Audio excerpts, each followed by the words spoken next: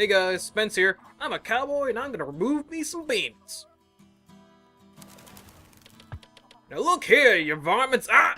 Hey, that's a lot of guns. Hey, guys, calm down. We can talk this out! After finding your immediate family murdered, it's time to go on a quest to find a killer. And that's sort of about it plot-wise. You see, the game world is designed much like a Legend of Zelda. Not as big as your typical Legend of Zelda, but that's not the point. Quests tend to be specific to the areas, and they don't tie into your own plot narrative, except for one in particular that could. After that, the game rides on its own style, like talking about how hats represent people's health and they openly admit that, and how tombstones have famous cowboys and cowboy actors on them.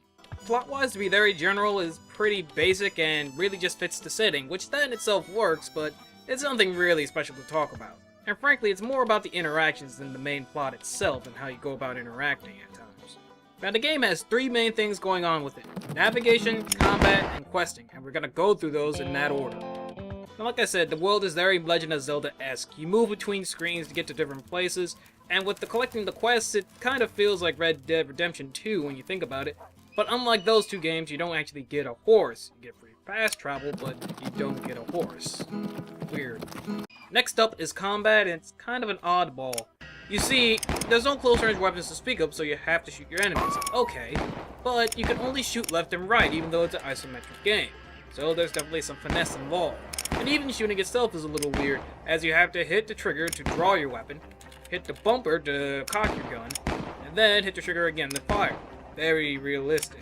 It feels satisfying to hit your mark to a degree, and there are other weapons you can use outside your revolver, though all of them are more or less side grades. Like the shotgun can only hit enemies at close range, and even the dual revolvers aren't necessarily better because you can move around more with your standard one.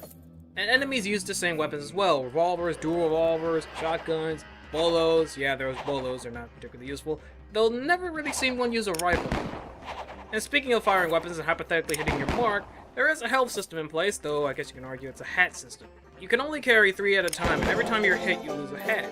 If you're shot, you lose a hat. If you're attacked by a snake or a scorpion, you lose a hat. That's just how it goes. The same does not apply to enemies, as they will go down in one shot. And when you die, you get revived, but you lose a good portion of your money.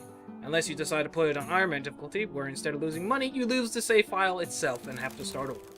Now, for as much as I like the combat, it is very simple. It only took me around an hour to pretty much master it and be able to deal with multiple attackers. And the game's main idea of difficulty in the combat sense is either giving you a lot of enemies to fight at one given time, or limiting the number of hats you can have. Oh yeah, there's money too, but it's kinda useless after a while because you can only really use it to buy weapons that you'll never need to replace, and since ammo's unlimited, you never need to worry about that.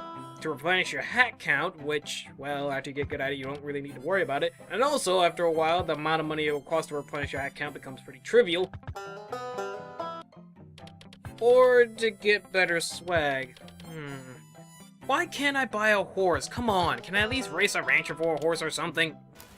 And lastly, there is questing. Between all the homicide and going places, there is questing.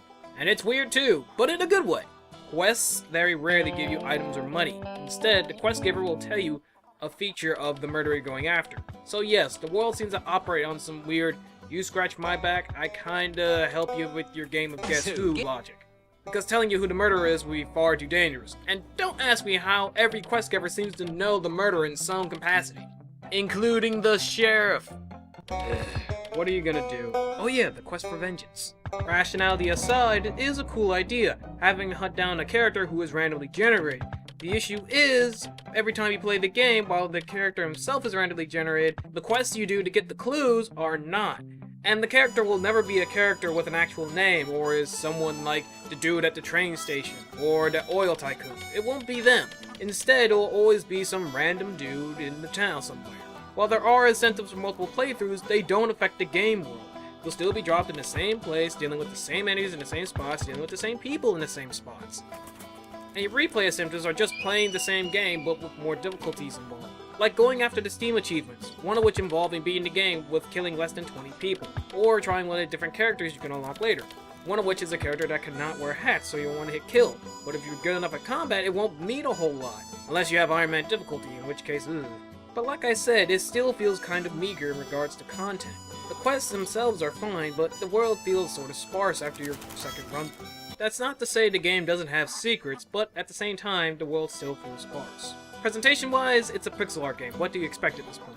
That being said, the world definitely looks like a western. It has nice details going on with it, though the characters themselves aren't super high detailed, they're more abstract than anything else. And the males, well, the best way to describe their appearances is modular, since you can interchange any feature of them out and for something else, as shown with the killer, but other than that, the presentation looks fine. Sound effect wise, it nails the western sounds down to a T, so that's fine. And the soundtrack is a little odd.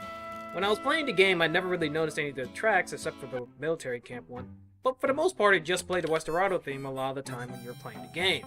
When I listened to the actual soundtrack outside the context of the game, yeah, actually there are some tracks that are actually kinda good. So I recommend looking up the Bandcamp for the soundtrack, as there are some good tracks in there.